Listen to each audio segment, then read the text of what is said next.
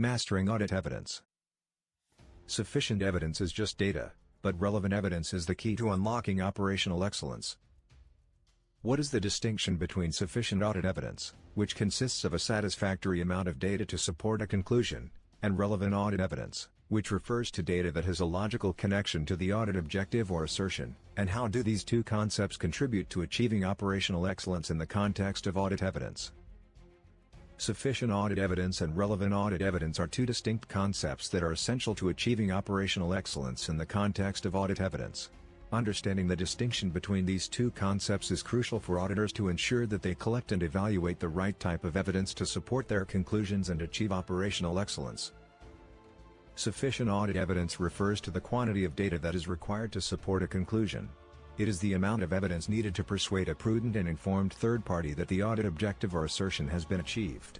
In other words, sufficient evidence is about the quantity of data that is necessary to support a finding or conclusion. The concept of sufficiency is often linked to the idea of persuasion, where the auditor must gather enough evidence to persuade others that their conclusion is reasonable.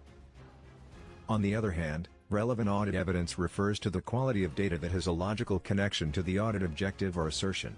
Relevant evidence is data that is pertinent, material, and has a logical nexus to the audit objective or assertion. It is the type of evidence that is directly related to the audit objective or assertion and is capable of influencing the auditor's conclusion. Relevant evidence is about the quality of data that is necessary to support a finding or conclusion. To illustrate the distinction between sufficient and relevant audit evidence, consider the following example. Suppose an auditor is evaluating the operating effectiveness of internal controls over inventory management. The auditor may collect a large quantity of data on inventory levels, stock counts, and inventory turnover, sufficient evidence. However, if the data is not relevant to the audit objective or assertion, for example, if the data is outdated, incomplete, or irrelevant to the specific controls being evaluated, then it may not be sufficient to support a conclusion. On the other hand, if the auditor collects a smaller quantity of high-quality data that is directly related to the audit objective or assertion, such as documentation of inventory count procedures, inventory management policies, and supervisory reviews of inventory reports, relevant evidence, then it may be sufficient to support a conclusion. Both sufficient and relevant audit evidence are essential to achieving operational excellence in the context of audit evidence.